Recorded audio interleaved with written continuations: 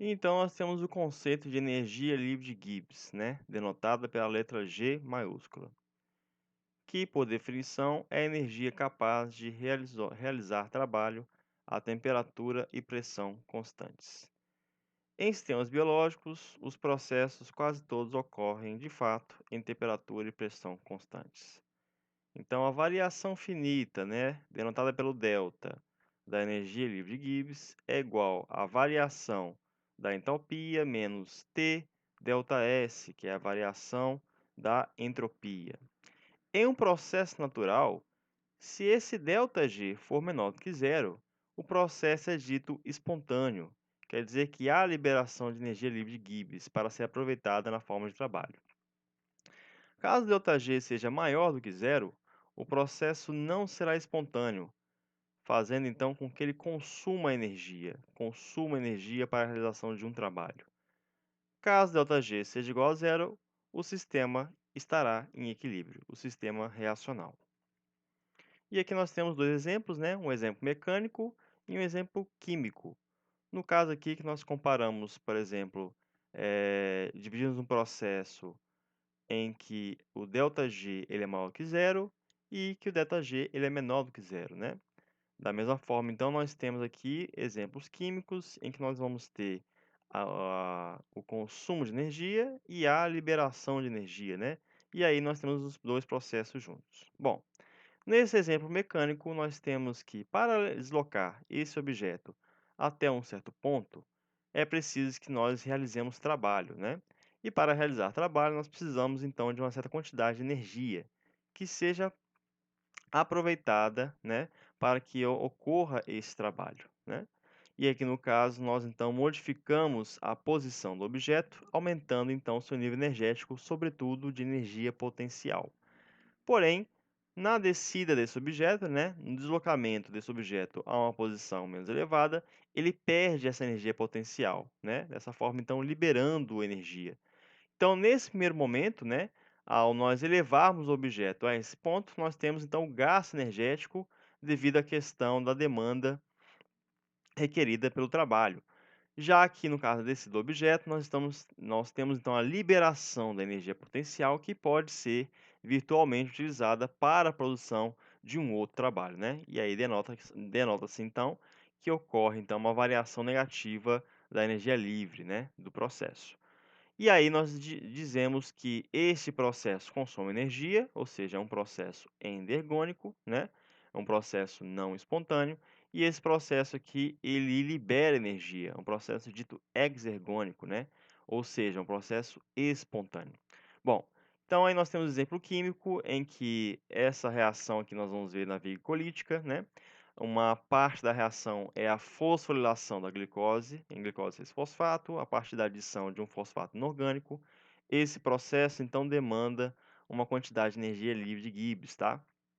Colocada aqui nesse gráfico aqui de quantidades menores até quantidades maiores de energia livre de Gibbs, né? Ao longo de uma reação. Na reação 2, nós temos então que a desfosforilação de uma molécula de ATP, né, que nós vamos ver que é também dita a moeda energética dos organismos vivos, né, a sua desfosforilação em ADP mais fosfato inorgânico libera uma grande e significativa quantidade de energia livre de Gibbs. Tendo as duas reações ocorrendo simultaneamente, né, ou seja, acopladas, nós temos que ainda ocorre uma liberação de energia, justamente porque a quantidade de energia liberada pela desfosforilação do ATP é suficiente para cobrir a demanda energética dessa reação e ainda sobrar um pouco de energia que poderia ser a princípio utilizada como para a execução de trabalho, ok? E aí nós temos aqui o ΔG final como a soma desses ΔGs de cada processo. Bom, então a variação de energia livre de uma reação ela é dada a partir, né, o delta, a diferença entre o nível energético de energia livre de Gibbs dos produtos menos o nível energético de energia livre de Gibbs dos reagentes. Caso essa reação seja reversível, no caso aqui genérico exemplificado, né, dois substratos A e B, que podem ser convertidos em produtos C e D, ok? Para esse processo, a variação de energia livre ela é uma expressão da força que impulsiona o sistema para o equilíbrio. e é dada pela equação ΔG é igual a ΔG em condições padrão, que é denotado aqui, essas condições são denotadas aqui por esse zero, né, que está aqui elevado nesse fator, né, o ΔG, mais R, a constante dos gases reais, multiplicada pela temperatura constante em Kelvin, multiplicada pelo logaritmo neperiano da relação, né, ou divisão das concentrações de produtos, né, do produto das concentrações dos produtos, sobre o produto das concentrações dos reagentes, ok? Tal como está colocado aqui nessa parte logo abaixo, na equação, e que explica a equação 1. E aí, então, esse ΔG, né, dito ΔG real, né, de uma reação, depende das concentrações de reagentes e produtos e do ΔG em condições padronizadas, né, em condições controladas. Enquanto o sistema atinge o equilíbrio, o ΔG se torna zero quando esse sistema atinge esse equilíbrio, o sistema reacional, né, o processo químico. E aí, então, a equação 1 se torna, no caso, dessa forma, né? Nós temos que o ΔG ele se torna zero. E aí nós temos essa igualdade. Para balancear isso, então, nós podemos mover esse elemento para o outro lado da igualdade, em que, então, nós temos que o ΔG, em condições padronizadas, é igual a menos este fator, ok? Na equação 2. Bom, então, outras premissas. A variação de energia livre padrão está diretamente relacionada com a constante de equilíbrio. Por quê? Pois esta relação, no caso de produtos sobre reagentes no equilíbrio, ela é igual à constante de equilíbrio, ok? Na equação 3. E aí, como está aqui, né? A relação entre as concentrações de reagentes e produtos no equilíbrio define, de fato, a constante de equilíbrio de um processo químico. Então, substituindo na equação 2 passada, nós temos que a variação de energia livre em condições padronizadas é igual a menos RT logaritmo neperiano da constante de equilíbrio da reação, ok? Que define a equação 4. Então, há uma relação direta entre a variação de energia livre padrão de uma dada reação com a constante de equilíbrio desta reação, né? Ou seja, ΔG é uma expressão matemática alternativa da constante de equilíbrio, pois existe uma relação de proporcionalidade, né? São diretamente proporcionais. Bom, essas tais condições padrão, né, elas têm que ser modificadas quando a gente fala de bioquímica, né? E por quê? Porque algumas condições padrão, por exemplo, são concentrações de reagentes e produtos fixadas em 1 molar. Caso um desses reagentes ou produtos seja, por exemplo, um próton, né, um íon H+, no caso, nós vamos ter, por exemplo, o pH igual a zero, tá? Pois que no caso, o pH, ele é o logaritmo, né, na concentração de H+. E aí, no caso, isso vai gerar um valor igual a zero, tá? E em condições celulares, o pH igual a zero, ele é inviável, tá? O pH em condições celulares, né, em condições in vivo, na verdade, ele é próximo a 7, tá? Então, condições padrão, né, de reagentes ou de produtos igual ao molar, não são adequadas de forma nenhuma para descrever as reações celulares, né? Principalmente aquelas envolvendo, por exemplo, íons H+. Assim, foi definido aqui o ΔG padrão em condições bioquímicas, né? Ou padrão zero linha, tá? Ou linha zero, tanto faz.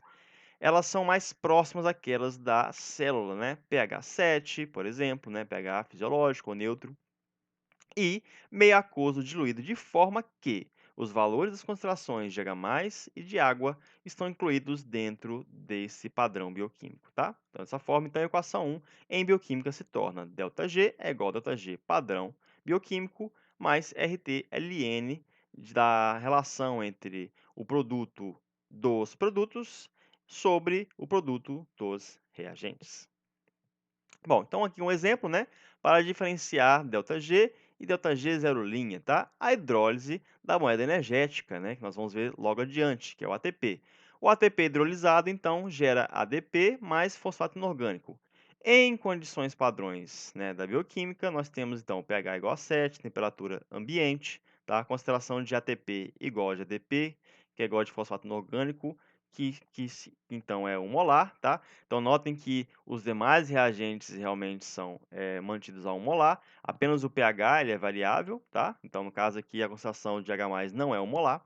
E aí nós temos então que o ΔG padrão bioquímico se dá então no valor de de menos 30,5 kJ por mol, ok? Então esse ΔG padrão bioquímico é a variação padrão de energia livre, né, variação de energia livre, que é uma constante física, né, de cada reação. Por quê? Por que que ele é uma constante? Porque ele é diretamente proporcional à própria constante de equilíbrio, tá? Ele está associada, esse parâmetro, né, da bioenergética está associado à constante de equilíbrio. Então, basicamente, ele também é uma constante física de cada reação, tá? Constante física em relação aí no questão da quantidade de energia por mol que é demandada em condições padronizadas na bioquímica. E aí um outro exemplo, né, nas condições celulares, né, em neurônios de rato, por exemplo, nós temos pH igual a 7, temperatura ambiente, concentração de ATP, no caso aqui, 2,59 vezes 10 - 3 molar, né. Aí outras concentrações de ADP, de fosfato inorgânico, isso nos dá um ΔG real, tá, nós não temos aqui condições padronizadas em bioquímica, tá, de menos 48,3 kJ por mol, tá. E essa, então, é a variação real de energia livre, tá? E aí, apesar de ela ser negativa também, ela tem uma maior magnitude, né, um maior valor numérico do que em relação ao padrão bioquímico. E aí, nós temos, por exemplo, um evento, como a gente falou lá atrás, né, da questão do acoplamento de reações, né? O acoplamento de reações, tal como nós vimos nos slides anteriores, né? Aqui o exemplo da glicose sendo fosforilada, né? E ela é fosforilada porque ocorre também uma reação concomitante de desfosforilação, né, do ATP, tá? Essa reação ela só ocorre pois ela está acoplada, né? Um ΔG padrão, por exemplo, em condições padrão, né, padronizadas, bioquímica, na bioquímica, né? Nós temos um ΔG padrão bioquímico para uma primeira reação, um ΔG padrão bioquímico para a segunda reação, e quando ambas são acopladas, nós temos então a soma desses ΔG padrão bioquímico, ok? E aí, então, nós podemos considerar aqui, por exemplo, uma variação muito negativa de uma reação irá cobrir a variação positiva de uma reação, sendo que o processo inteiro ocorre de forma espontânea, né, ou exergônica, justamente porque há ainda um saldo negativo, né, uma liberação a mais de energia, no caso que poderia ser virtualmente aproveitada para a geração de trabalho.